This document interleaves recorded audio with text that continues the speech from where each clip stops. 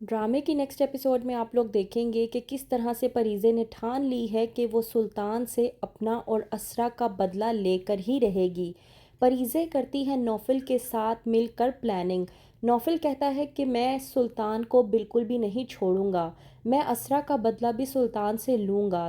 نوفل کی اس بات پر پریزے نوفل سے پوچھتی ہے کہ وہ آخرکار کیا کریں گے، تو نوفل کہتا ہے کہ میں سلطان کی کمر توڑوں گا، اسے اس طرح سے گھسیٹوں گا کہ وہ یاد رکھے گا۔ میں صرف انتظار کر رہا ہوں کہ سلطان اس کیس میں تھوڑا سا تھک جائے، پھر اس کے بعد ہماری ایک ضرب ہی اسے زمین پر ضرب نشاں کر دے گی۔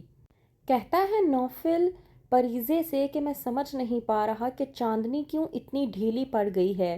میں جا کر چاندنی سے بات کرتا ہوں اور کہتا ہوں کہ وہ سلطان کو ذرا تھوڑا سا کرے دے، کیونکہ اب وقت آ چکا ہے کہ سلطان کو اس کے کیے کی سزا اب مل ہی جانی چاہیے، کیونکہ میں نہیں اس بات کو برداشت کر پا رہا کہ وہ اب مزید کسی اور لڑکی کی زندگی کو تباہ و برباد کرے۔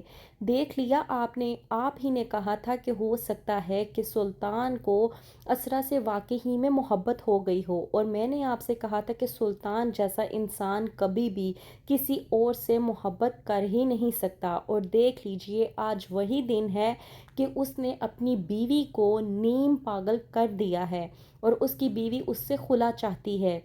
وہیں پر دوسری طرف سرور اسرا کو سمجھانے کی کوشش کرتا ہے اور کہتا ہے کہ تم ایک مضبوط لڑکی ہو، تمہیں اپنا کیس اب خود لڑنا ہوگا، کیونکہ تمہاری غیر موجودگی میں کیس جیتنا بہت ہی زیادہ مشکل ہو چکا ہے۔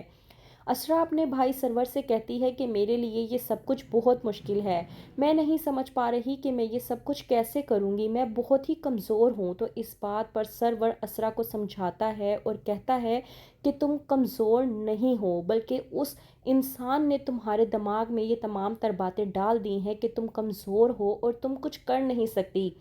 یقین جانو اسرا، تم ایک مضبوط لڑکی ہو اور تم سب کچھ کر سکتی ہو۔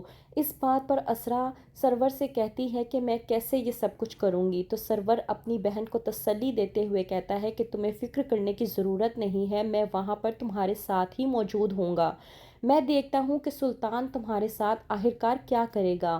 میں چاہتا ہوں کہ تم اپنی زندگی سکون سے گزارو، اور میں نہیں چاہتا کہ تم اپنی مزید زندگی سلطان کے ساتھ گزار کر برباد کر دو، کیونکہ اس نے یہ دعویٰ کیا ہے کہ علیزے تمہیں شاپنگ کے بہانے لے کر آئی تھی اور اس کے بعد گھر پر لا کر تمہیں سلطان سے ڈیورس کے لیے مجبور کر رہی ہے، اس لیے تمہاری موجودگی کا ہونا بہت زیادہ ضروری ہے۔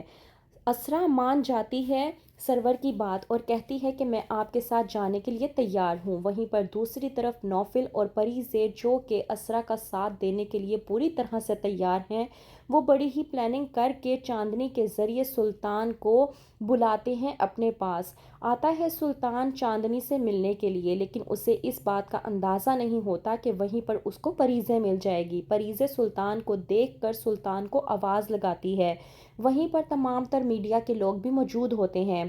پریزے آپے سے باہر ہو جاتی ہے اور آ کر سلطان کا گریبان پکڑ کر کہتی ہے کہ تم نے میرے ساتھ اچھا نہیں کیا، تم نے مجھ سے شادی کا وعدہ کیا تھا، میں تمہاری خاطر ہی اپنے گھر سے بھاگی تھی، پھر اس کے بعد تم نے میرے ساتھ کیا کیا، مجھے پاگل بنا کر ایک پاگل خانے میں چھوڑ دیا۔ میں تمہیں نہیں چھوڑوں گی سلطان، اور جو کچھ بھی تمہارے ساتھ کروں گی تم اسے یاد رکھو گے۔ یہ تمام تر مناظر میڈیا اپنے کیمرے میں قید کر لیتی ہے اور ٹی وی پہ یہ تمام تر مناظر چل جاتے ہیں۔ کیا ہوگا آگے؟ کیا اب جج اسرا کے حق میں فیصلہ دے گا یہ سب کچھ دیکھنے کے بعد؟ کیونکہ پریزے کا مقصد ہی یہی تھا کہ یہ سب کچھ کر کے اسرا کی زندگی کو آسان بنائے۔ کیا ہوگا آگے؟ مزید جاننے کے لیے دیکھتے رہیے ڈرامہ سیریل شدت۔